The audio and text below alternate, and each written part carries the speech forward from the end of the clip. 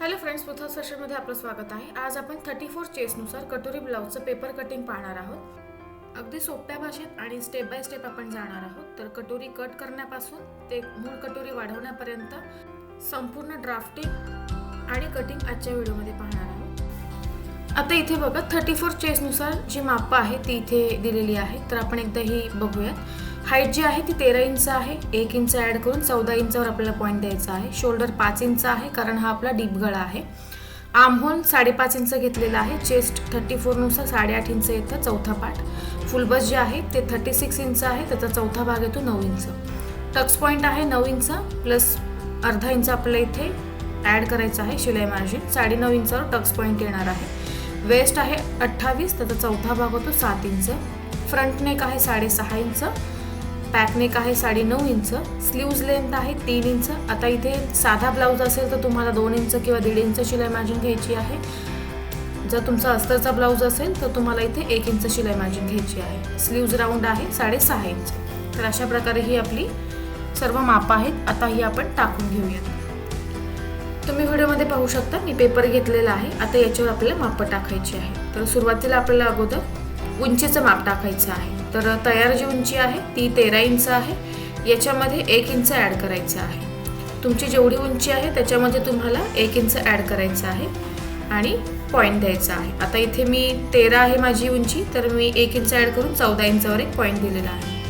आता यानंतर शोल्डरसाठी पॉईंट द्यायचा आहे. तर 5 इंच इथे मी शोल्डर घेतलेला आहे आणि 5.5 इंच आर्महोलसाठी पॉईंट देत आहे. लक्षात घ्या, हा डीप गळा आहे म्हणून मी 5 इंच शोल्डर घेतलेला आहे.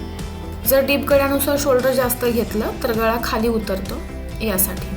आता हे पॉईंट जोडून घ्यायचे आहेत. आता यानंतर आपल्याला चेस्टचं माप टाकायचं आहे. 34 चेस्टनुसार त्याचा चौथा भाग होतो 8.5 इंच. तर इथे 8.5 इंचावर पॉईंट द्यायचा आहे आणि जेवढी तुमची शिलाई मार्जिन आहे, जसं की इथे मी 1.5 इंचावर पॉईंट देत आहे. जर तुम्ही 2 इंच घेत असाल तर 2 इंचावर पॉईंट द्यायचा आहे आणि हे पॉईंट जोडून घ्यायचे आहेत. लाईन काढून घ्यायची आहे. आता यानंतर आपल्याला कमरेचं माप टाकायचं आहे. वेस्टचं माप टाकायचं आहे. 28ची कंबर आहे, तिचा चौथा भाग होतो 7 इंच आणि याच्यामध्ये आपल्याला डाटसाठी 1 इंच ॲड करून असं 8 इंचावर पॉईंट द्यायचा आहे आणि 1.5 इंच शिलाई मार्जिन.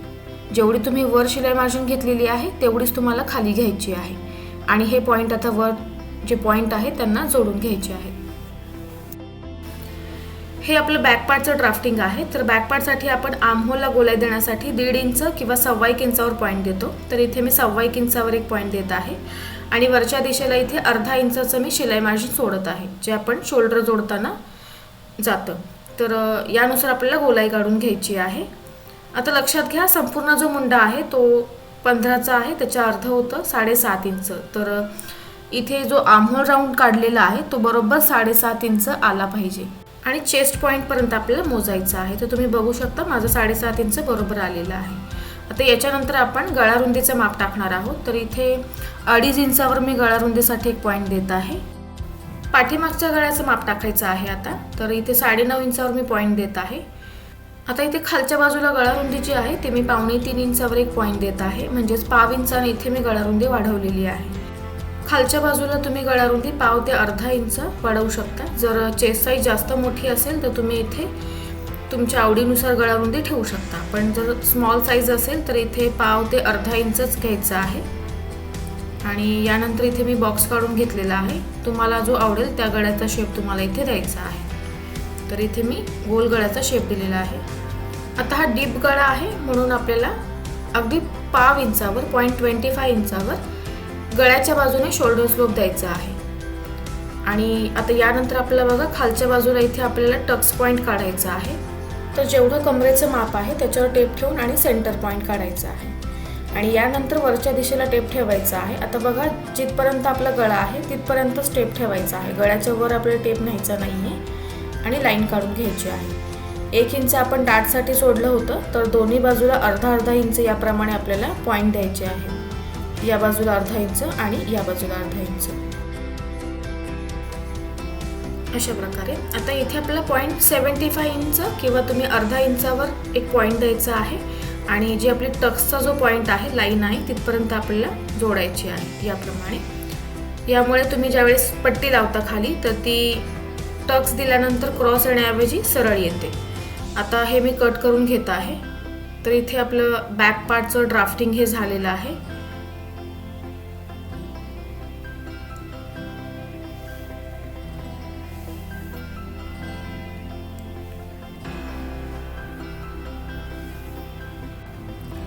आता हा आपला बॅक पार्ट आहे म्हणून इथे मी बॅक पार्ट असं लिहून घेत आहे पेपरवर.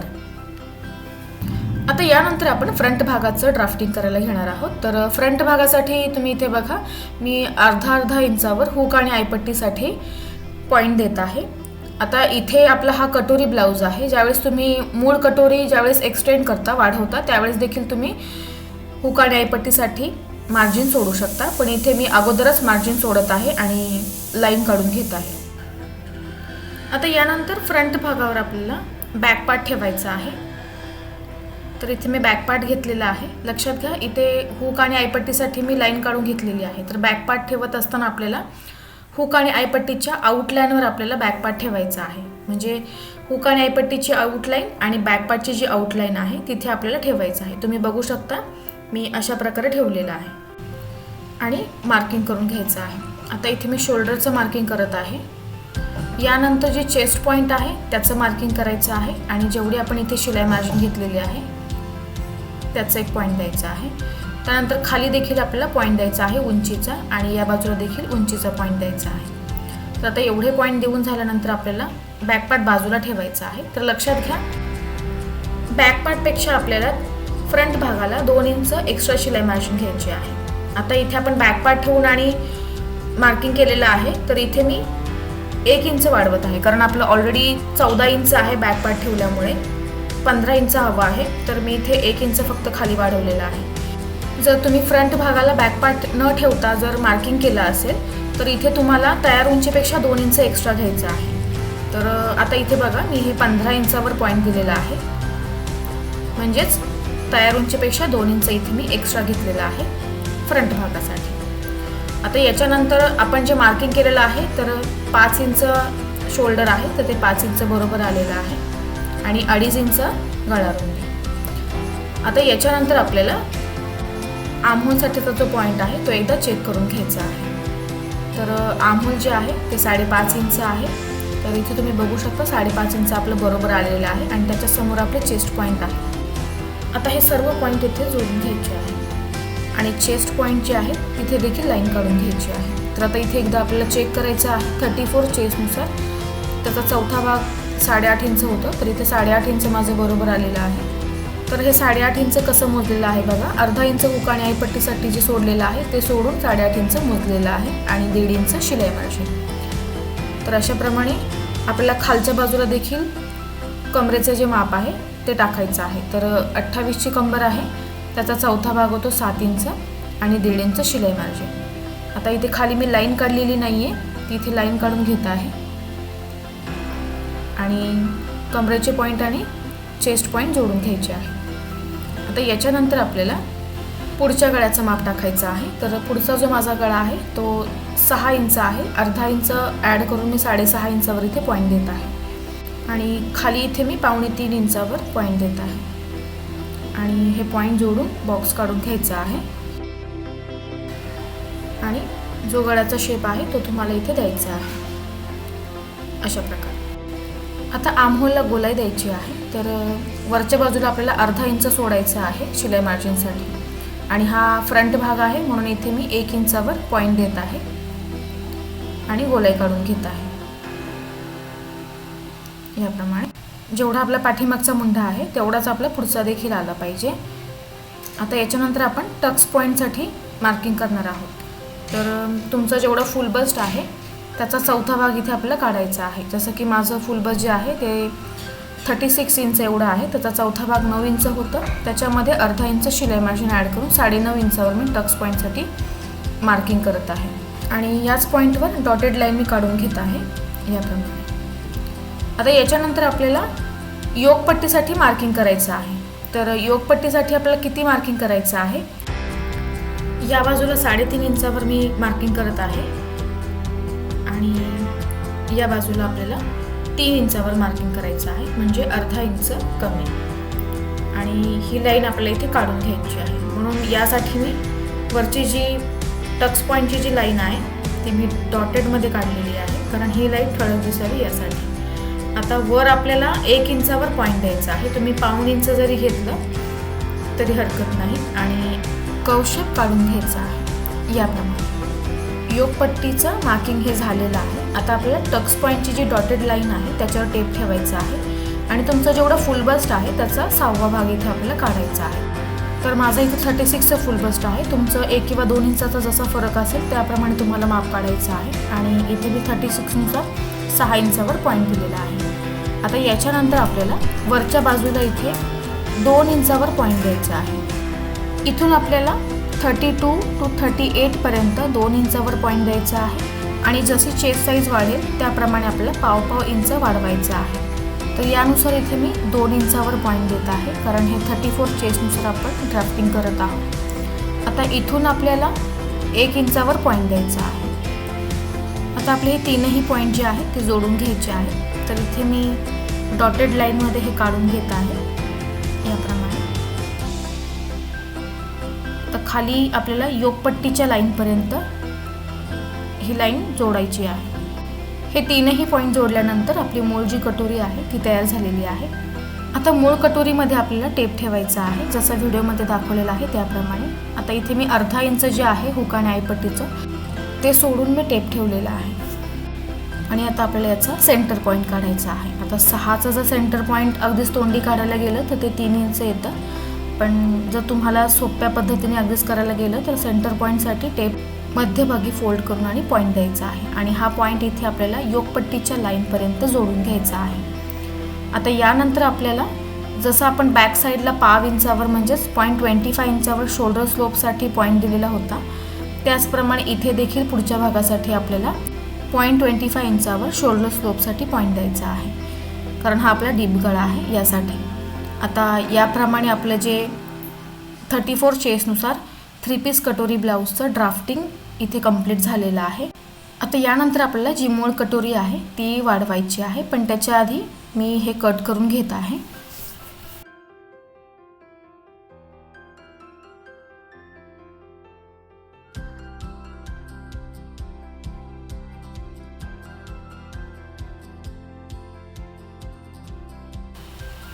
आता इथे सुरुवातीला आपण जे फ्रंट भागासाठी 2 इंच शिलाई मार्जिन घेतलं होतं ते कसं कव्हर करायचं ते बघूया.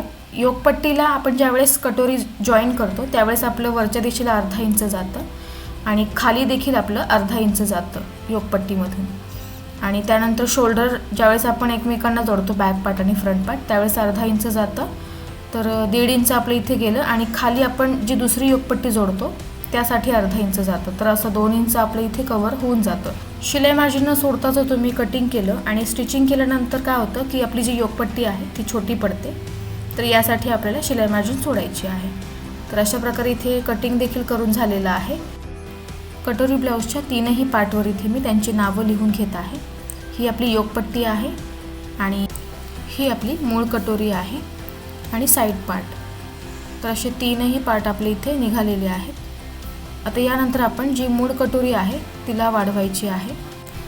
आता इथे आपण पेपर कटिंग करत आहोत म्हणून मी इथे सिंगल पेपरवर मूळ कटोरी जी आहे ती वाढवून घेत आहे. पण जर तुम्ही फॅब्रिकवर कट करत असाल तर तुम्हाला डबल फॅब्रिक घ्यायचं आहे, कारण तुम्हाला इथे 2 कटोऱ्या कट करायच्या आहेत. तर इथे कटोरी जशी आहे तशी ठेवायची आहे आणि तिला ड्रॉ करून घ्यायची आहे.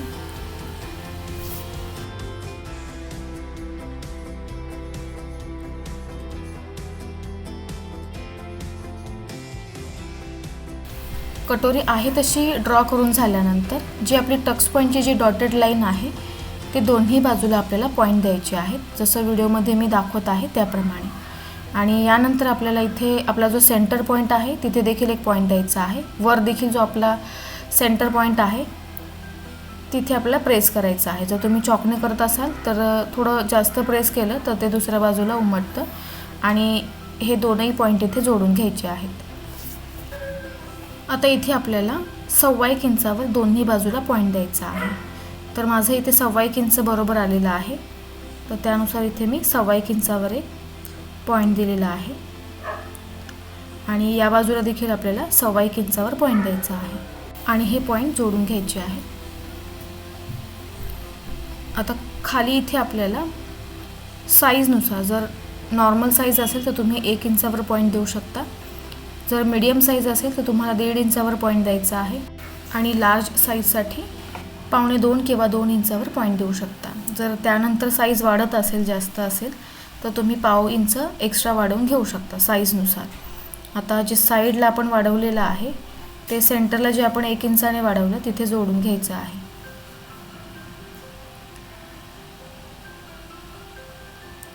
आता या बाजूला आपल्याला थोडा कवशेप द्यायचा आहे, कारण आपली जी योगपट्टी आहे तिथे आपला कवशेप आहे योगपट्टीला, तर इथे देखील आपल्याला थोडंसं कवशेप काढायचं आहे याप्रमाणे. आता इथे आपण अर्धा इंच वाढवायचं आहे. लक्षात घ्या, हुक आणि आईपट्टीसाठी मी इथे ऑलरेडी अर्धा इंच सोडलेला आहे. जर तुम्ही सोडलेलं नसेल तर त्यानुसार तुम्हाला इथे मार्जिन सोडायचं आहे.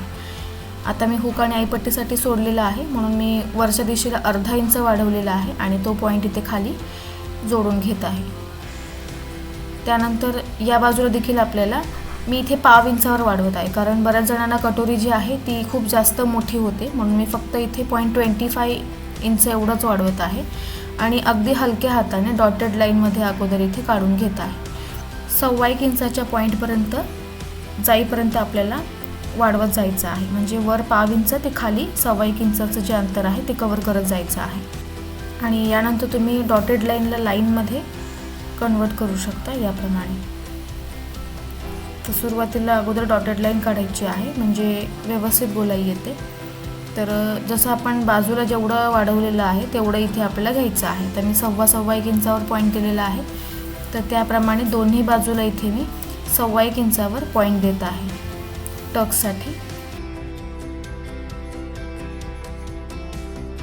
मूळ कटोरी देखील आपली इथे वाढवून झालेली आहे. आता हे मी कट करून घेत आहे.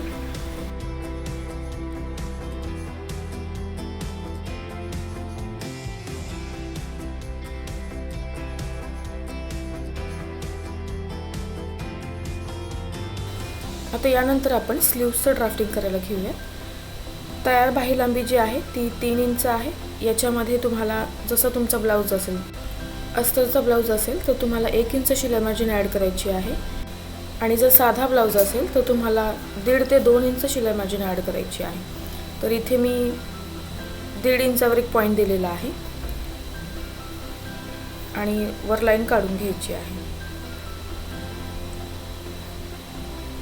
आता ही फोल्डेड साईड मी माझ्या बाजूला ठेवलेली आहे आणि वरची ही ओपन बाजू आहे. त्यानंतर जेवढं तुमचं आर्महोल आहे तेवढं इथे आपल्याला घ्यायचं आहे. जसं की माझं 7.5 इंच आहे, तर मी खाली जो कोपरा आहे तिथून 7.5 इंचावर पॉईंट दिलेला आहे. बाही घडी कितीवर घालायची, तर जेवढा तुमचा मुंडा आहे आणि वरती तुमची 1.5 इंच किंवा 2 इंच शिलाई मार्जिन. तर माझं बघा इथे मी क्रॉसमध्ये ठेवून जेवढा माझा 7.5 इंच मुंडा आहे आणि 1.5 इंच शिलाई मार्जिन, याप्रमाणे माझं इथे 8.5 इंच आलेलं आहे, म्हणजे 8.5 इंचावर माझी घडी येणार. तर याप्रमाणे तुम्हाला देखील मोजून घ्यायचं आहे फॅब्रिकवर कट करत असताना. आता इथून आपण लाईन काढूयात, कारण 1.5 इंच शिलाई मार्जिनचा पॉईंट माझा तिथेच आलेला आहे. आता हा आपला एक्स्ट्राचा भाग आहे आणि हा देखील हे आपल्याला कट करून टाकायचा आहे. तर आपलं कटिंग जे आहे ते पूर्ण जो चौकोन बॉक्स आहे त्याच्यामध्ये आपल्याला करायचं आहे. तर आता 7.5 इंचावर इथे टेप ठेवायचा आहे, जसं मी मागाशी ठेवलं तिथेच ठेवलेलं आहे. कॅप हाईट जी आहे आपली तिथे माझी 2.25 इंच आलेली आहे आणि वर आपली 1.5 इंच शिलाई मार्जिन. तर याप्रमाणे आता आपल्याला पाठीमागच्या मुंढ्याचा इथे कवशेप काढायचा आहे. लक्षात घ्या, मी स्लीव्जवर सेपरेट व्हिडिओ बनवलेला आहे. तुम्हाला जर डीपली एक्सप्लेनेशन हवं असेल तर तुम्ही जाऊन चेक करू शकता. लिंक मी डिस्क्रिप्शन बॉक्समध्ये दिलेली आहे. तर आता हा आपण पाठीमागच्या मुंढ्याचा कवशेप इथे काढून घेतलेला आहे. आता पुढच्या मुंढ्याचा कवशेप काढायचा आहे. तर सेंटर पॉईंट काढायचा आहे जेवढं आपलं आर्महोल आहे आणि पॉईंट द्यायचा आहे. त्याच्या आतमध्ये अर्धा इंच घेऊ पुढच्या मुंड्यासाठीचा कवशेप काढून घ्यायचा आहे.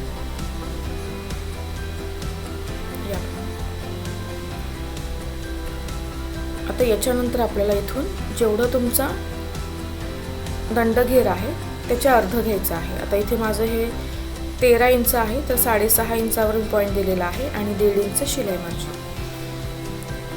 आणि आणि हे दोनही पॉईंट वर खाली जसे आहेत ते जोडून घ्यायचे आहेत.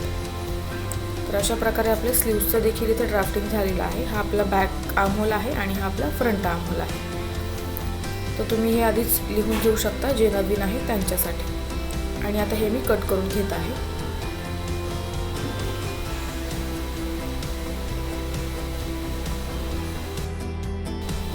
स्लीव्सचं देखील ड्राफ्टिंग आणि कटिंग हे झालेलं आहे. 34 चेस्टनुसार 3 पीस कटोरी ब्लाऊजचं आपलं ड्राफ्टिंग आणि कटिंग हे संपूर्ण इथे झालेलं आहे. तुम्ही बघू शकता या प्रकारे. तर व्हिडिओ तुम्हाला कसा वाटला ते नक्की सांगा. चॅनलला लाईक करा, शेअर करा आणि सबस्क्राईब करायला विसरू नका. तसंच बेल आयकॉनला क्लिक करायला विसरू नका. व्हिडिओ संपूर्ण पाहिल्याबद्दल धन्यवाद. भेटूयात पुढच्या व्हिडिओमध्ये.